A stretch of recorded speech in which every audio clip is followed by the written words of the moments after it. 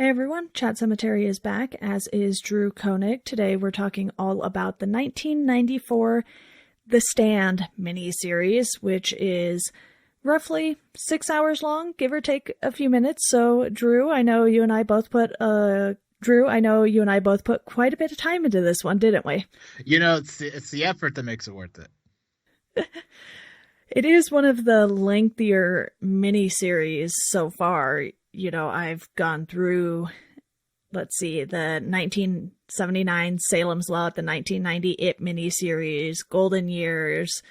We haven't quite hit the Langoliers, which you'll be on for later, but Yeah. There have been numerous miniseries, and I think of all of Stephen King's books, The Stand is one that definitely deserves the longer treatment. And the thing with this one is that you have the first two parts and you're like, okay, I see where this is going. And then you get parts 3 and 4 and you're like, oh, well, so many abrupt things happened and I'm a little confused here. But I do want to dive into the cast and crew first, because this is one of the miniseries that was actually written by King himself, and it was directed by Mick Garris, who has been a repeat customer with King adaptations. He definitely has made a name for himself doing Sleepwalkers, this, and several other adaptations, so I'm sure I'll be talking quite a bit about him along the way. And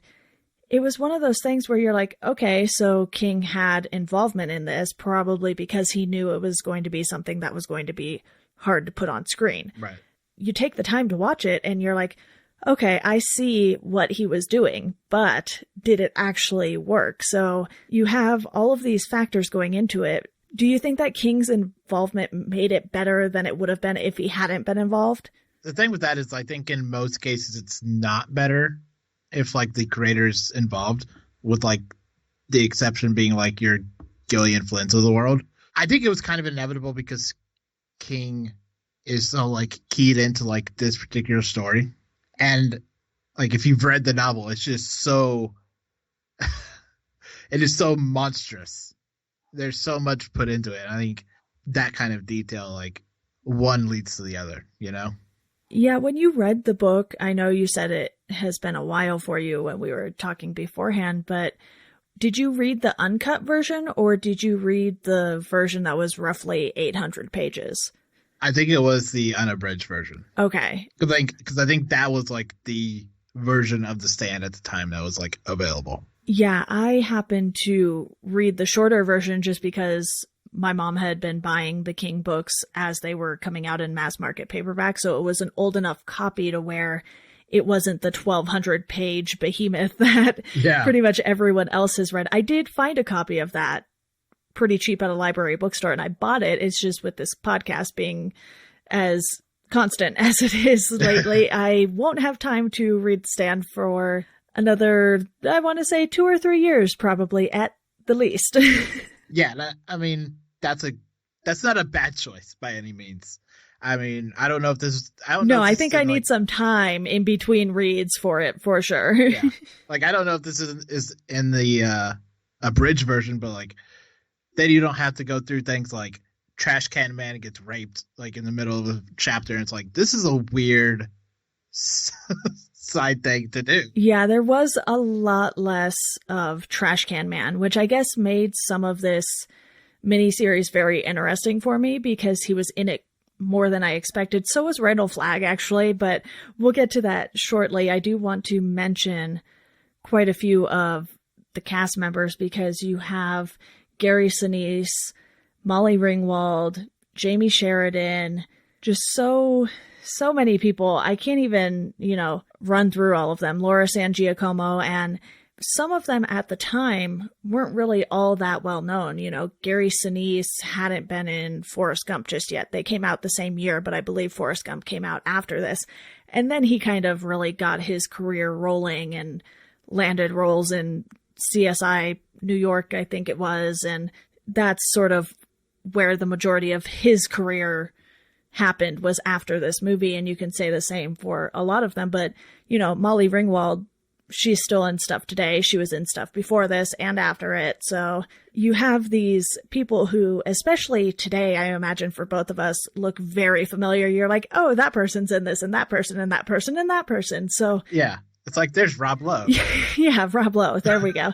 There's what I forgot to mention, playing Nick Andros. And you're just like, oh, okay. So I see that they definitely had an eye for talent when they were casting this, because a lot of these people didn't get their breaks just yet, or were sort of just in between periods in their career or what have you. And I thought they did a very nice job with the cast, at least, because there are so many people. It's like you have to nail certain characters for this to work, but then some other characters, not so much. It's okay if they aren't, necessarily the greatest actors. Yeah. But I think on like the whole, these are like it's a very good cast of performers. Mm-hmm. Like as you said, like Rob Lowe and Gary Sinise and Molly Ringwald, Miguel Fuhrer, yeah, on the other side of the board, and I forget his name, but Trash Can Man, who is just one of those like Matt Frewer, Matt Frewer, who's just like one of those sci-fi character actors that you just see all over the place in like TV shows now, over like the last 15 years. Right. And you even have cameos that ended up going uncredited at the time. Ed Harris had a role as General Starkey. Kathy Bates played the radio host Ray Flowers. And these are, to me, kind of little nods, because Ed Harris had just been in Needful Things prior to this. And Kathy Bates had been in Misery. She's in Dolores Claiborne. Kathy Bates is just everywhere in the Stephen King universe, and it's great. And even though they have such small roles, you could tell they were putting the effort in and being like, okay, we need to get these names that people will know and people will recognize if they've been following along with the other Stephen King adaptations. Yeah. Well, and even like smaller, like just like fun aside cameos with like Jeff Goldblum on the radio, or Kareem Abdul-Jabbar as like Kareem, the world's gonna end guy. Yeah, and you even have cameos from John Landis and Sam Raimi. So you're putting all of these just fun little tidbits in for people to catch on to, even though they don't really impact the story in a major way. Kareem was just this guy who was shouting at people. And really, he was shouting a lot at Larry Underwood. So you just get these little moments that kind of bring this, oh, hey, look at that sort of reaction. And it was certainly fun to see those throughout the 4 episodes, because once you start digging in story-wise, I think that's where you find some of the problems with this. And it almost felt like 6 hours was too long, but at the same time, this needs to be longer, if that makes any sense. Yeah. Well, part of the problem with The Stand is that it's like this magician that has a hat, and the entire time he's going, I'm going to pull the rabbit out of the hat. I'm going to pull the rabbit out of the hat. It's going to be great. And then you get to the end of the magic trick, and he goes, I didn't really have a rabbit in my hat. I was just bluffing. I didn't actually have a rabbit. Right. I noticed, too, that parts 1 and 2, I thought were well paced. We were meeting all of the characters. We were seeing them in the various circumstances that they were in. Stu Redman was basically held hostage and the doctors just wanted to run tests on him. So he was trying to comply with them, but at the same time was like, I'm here willingly, so maybe someone should tell me what's going on, because I'm clearly not sick. And then Gary Sinise's Stu plays, this guy who isn't necessarily always funny, but he has some funny moments, like when he's fake coughing in the lab and the doctors just freak out and they're like, oh my God, we need to get out of here. And he's like, I'm just kidding. I'm not sick.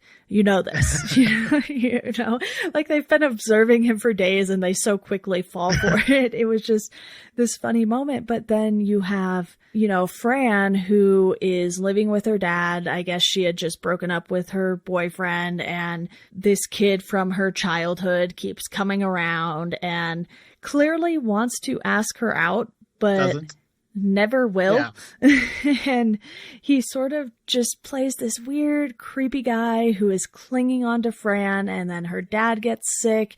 So she's like, all right, I guess I'm stuck with this one person who's left around here. And it was just one of those things where the guy, Harold, just became so creepy throughout the whole thing. And then he realizes it like way too late that he was on the wrong side of things.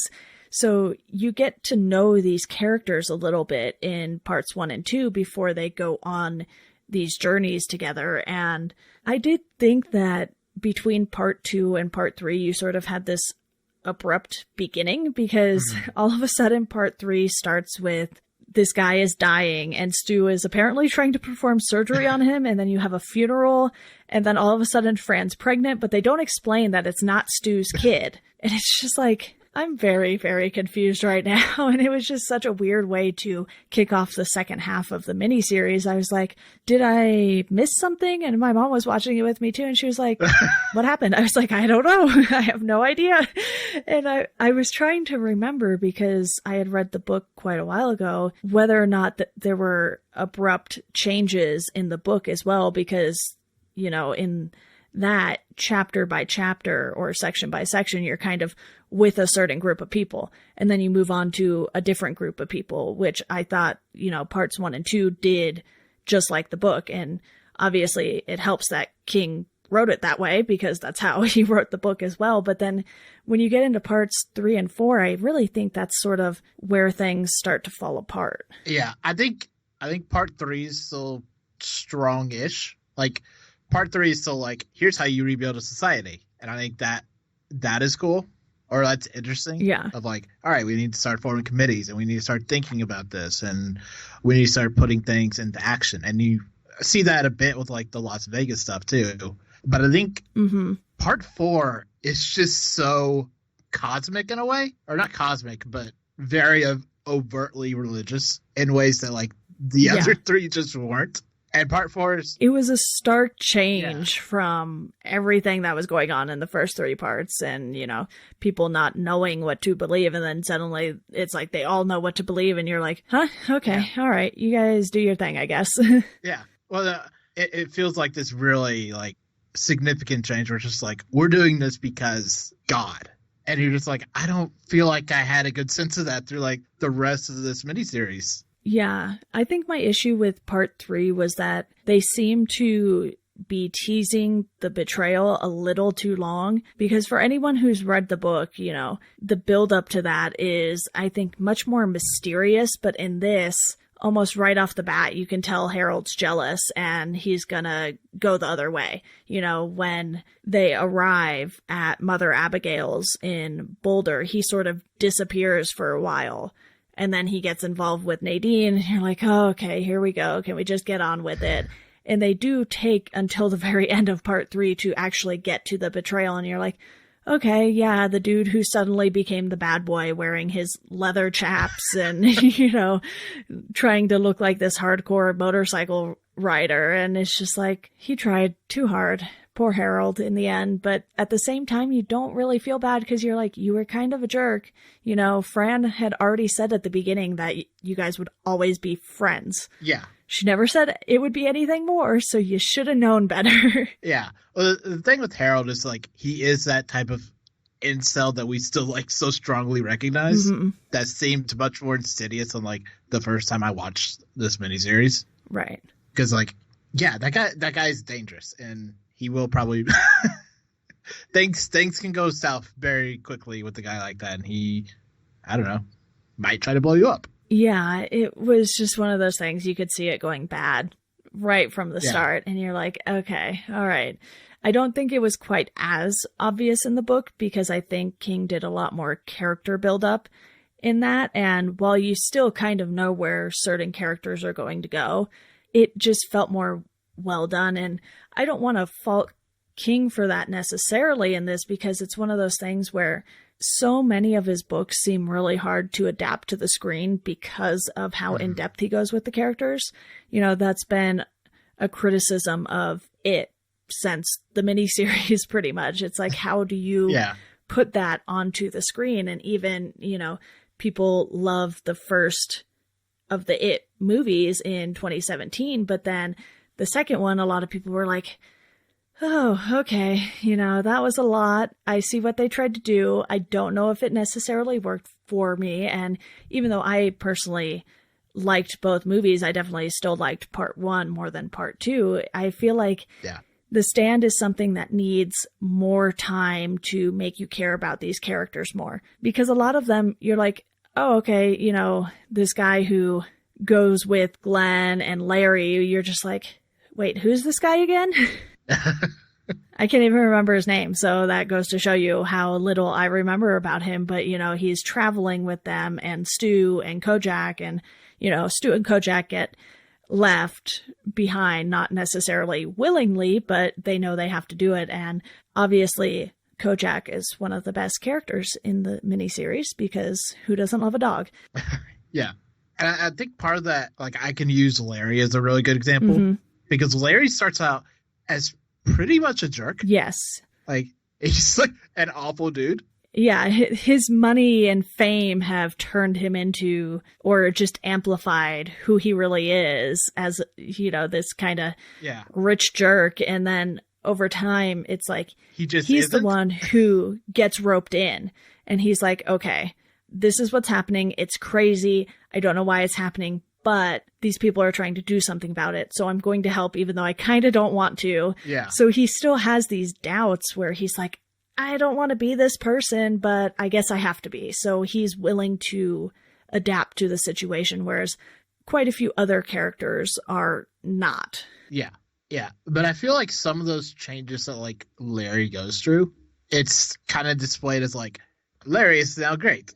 And then Larry now believes in God. Yeah. And it's like, when did this come? Did I miss a scene? Yeah, it did feel like a lot of times I was like, wait, did I miss something? And then I was like, no, I've been sitting here the whole time. Like, there's no way I could have missed something. So I think they're just wanting you to be able to come to these conclusions on your own as to how these characters got to the place they're currently in. And one story in particular I want to discuss is Nadine's story, because she really isn't likable for a lot of it. And you get this sense that she has some sort of mental illness maybe at the beginning, and she's taking these pills to sort of deal with whatever it is she's dealing with. But then you have this character who just sucks so much for so long. And then you have this scene between her and Randall Flagg where he rapes her.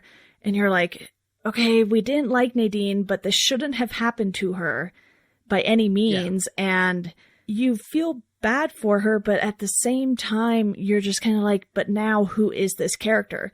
And we don't see a ton of her after that scene. She's just being controlled by Flagg, and then she jumps off a building, and you're like, oh, well, that's not a satisfactory ending for that character by any means. No. I feel like Nadine is one of those characters, and I think there are a lot of these characters within, like, The Stand who just do things because, like, the plot needs them to do it.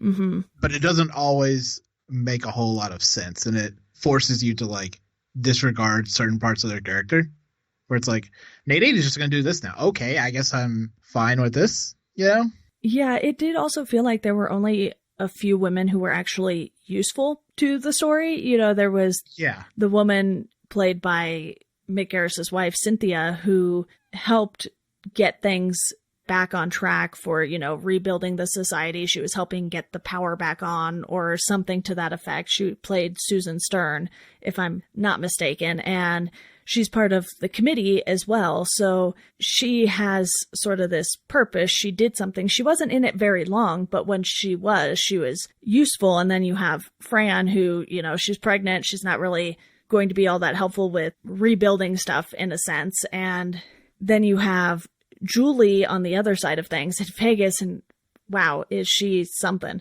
She's a piece of work. That is for sure. And Nadine is obviously used the most as a plot device. She is the person who leads Harold to his death. She is the one who is drawn to Flagg the most, and then he turns around and betrays her, and that's the end of her. So you have a lot of women in this, and obviously some of that has to do with when the book was written and how it was written, but it did feel like in the book, some of the women had a lot more control over who they were, what they were doing than in this. And obviously when you adapt something for the small screen, you're like, okay, we have this amount of time. This is what, CBS is giving us. I think it was CBS anyway. And we have to make it work within this time frame. So a lot of these characters sort of get put to the side, and it is a very male driven series in that sense, because it's like Stu is the leader. He needs Larry and Glenn and these other guys to help him. And then the women have kids. A lot of them end up pregnant by the end of this. And it's like, okay, yeah, that's something that needs to happen to rebuild society. But at the same time, it just felt like it was lacking. Well, I think a big problem with The Stand is that it really feels like there are, capital I important characters. Mm-hmm. And then there's pretty much everyone else. And that's fine. But most of the important characters are men. Yeah. And there's a real premium put on the men being able to do things, to the extent that Mother Abigail goes, the men have to go do this. Yeah. Just them. Only them. They're the only ones who can go. And even apparently got the sex. And even the spies they send, they send Tom, the judge, and Dana. And basically Dana ends up sleeping with the enemy to try and get information, whereas Tom just gets to work. And you're like, okay, that's a little weird given everything that the Vegas group is supposed to stand for.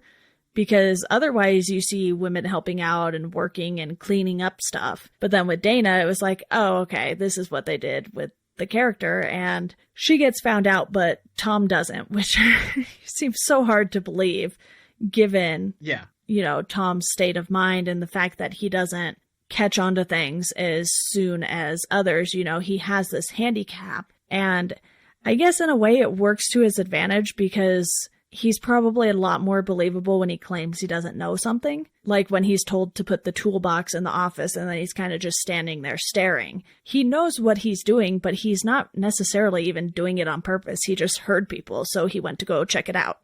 Yeah. Well, and that's one of those things where the plot can't allow Randall Flagg to know that Tom is the spy. Yeah. Which brings into question, what exactly are Randall Flagg's powers?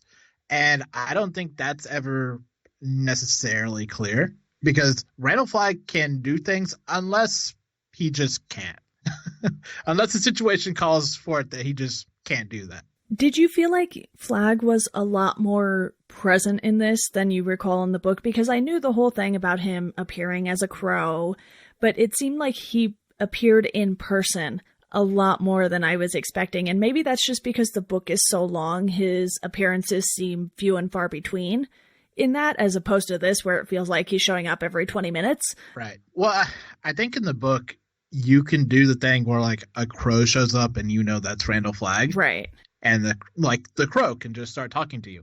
But that doesn't work as well on screen. So you need that physical presence of the guy, Randall Flagg, to be the snarky, kind of imposing figure. Yeah, I do agree. It just felt like they had to put him in so you could kind of spoon feed it to the audience. Like, hey, here's Flagg. Yeah, this is the bad guy. Yeah.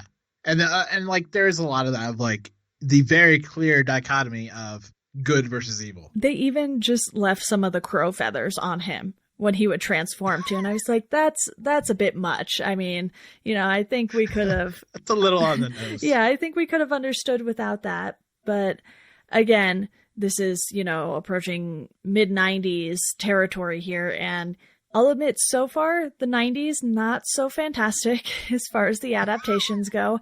I know there's good stuff coming up like Shawshank Redemption and The Green Mile. And obviously every decade of Stephen King adaptations is going to have its ups and downs. We've seen that literally every decade that they've been making adaptations. And it just feels like with The Stand, you need to find the right cast, which I think they did. You need to have it written well for the screen, which I think King did an okay job with, given that it is his story and all. But writing a book and writing a script are completely different from what I understand, because you can't describe things in such great detail in a script like you can in a book.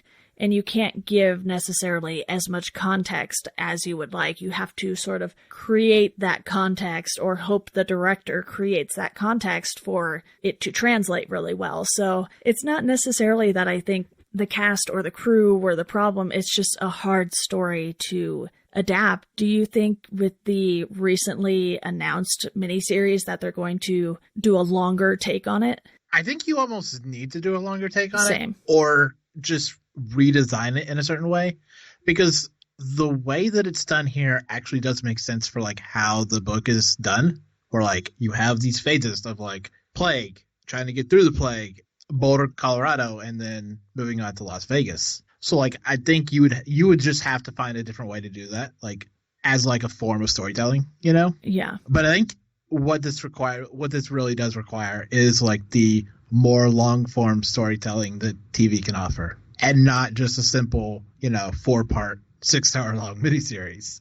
I totally agree. I think if they do something along the lines of like what they've been doing with Castle Rock, where they have 10 episode seasons and you have this contained story that still touches on other parts of the King universe, that's fine. And obviously part of The Stand plays a role later on in the King universe because of Flag's presence in the Dark Tower series, but you really do need to take the time with this. So I would fully expect at least 10 to 12 episodes on this miniseries. And, maybe they could do it in 8 if they are doing hour-long episodes. It just remains to be seen. And, I don't want to say that this was all bad. I thought it was pretty middle of the road given everything surrounding it. They did have some scenes that were shot very well. You do have some goofs in this because it is on a TV budget. You have boom mics appearing in some of the shots. Julie and Nick were walking back to a bench when he and Tom first met her, and Tom was sitting on the bench, and all of a sudden you see like the fuzzy boom mic pop up at the bottom of the screen. And there were other times where things like that happened. Like you could see, I guess, cameramen in the reflections, and they just either didn't have the budget to keep redoing those scenes, or they didn't have the technology to kind of just edit them out like I'm sure they do today when stuff like that happens. But for the most part, because of the lack of special effects, it looked pretty good. And then when they brought the special effects in towards the end there with like the electricity shocking the guy, you're like, oh, that looks bad.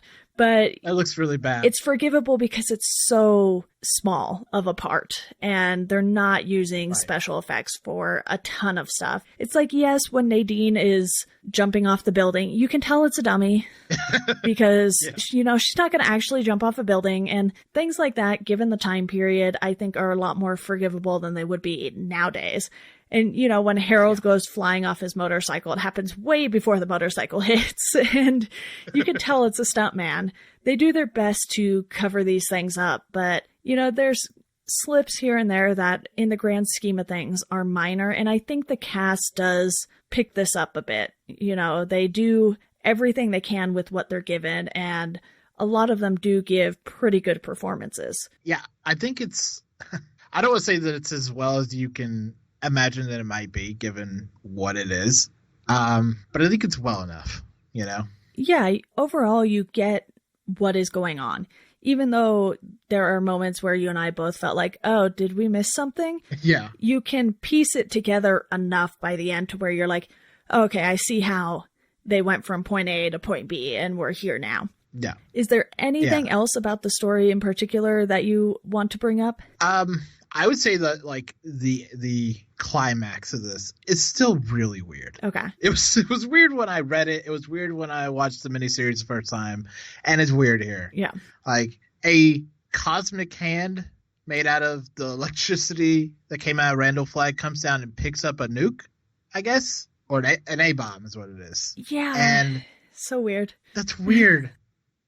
I couldn't figure out if it was like supposed to be Mother Abigail's hand and like her last act before passing on, but then you're like, she was in such rough shape earlier at the barbecue in the betrayal scene, or in the betrayal part, and you're just like, I don't know, where did this hand come from? It like got super sci-fi all of a sudden, and you're like, huh, yeah, okay, it was really apocalyptic beforehand, and then you got like super weird with it. And, you know, that's a thing Stephen King will often do. Yeah. It happens. And I think The Stand is a book that a lot of people love just because of this sort of end of the world story about people coming together and fighting the good fight. That's something that I think resonates with people, even though, you know, we're not quite near the end of the world yet, as far as I know, but it really feels like one of King's stories that a lot of people like, or much in the same way that people feel about it. It's also a very hard one to get through for a lot of people. It's like several people have probably started The Stand and started it again and still haven't finished it. Not more than several, I imagine. Yeah. The problem with the ending is like, you don't know what happened. That's the big thing where you can just go, was that God? Was that some like interdimensional being? Are we getting like very Dark Tower here? I don't know. Yeah, from what Mother Abigail says, it does seem to be an act of God if you believe everything Mother Abigail is saying. And then on the other hand, you have Flag, who is very rooted in the Dark Tower storytelling, which I want to say 3 books in on that. And it does get quite confusing and weird at times. So I feel like that could go either way. And maybe it's just meant to be left up to the audience's interpretation of it. And that could be one thing or the other. It could sort of just be whatever someone wants to believe in. And, you know, sometimes things like that work. Sometimes they don't. I think here it's kind of iffy if it works. Yeah, no, I agree. It's just one of those things you're like, okay, that was certainly a choice that you made.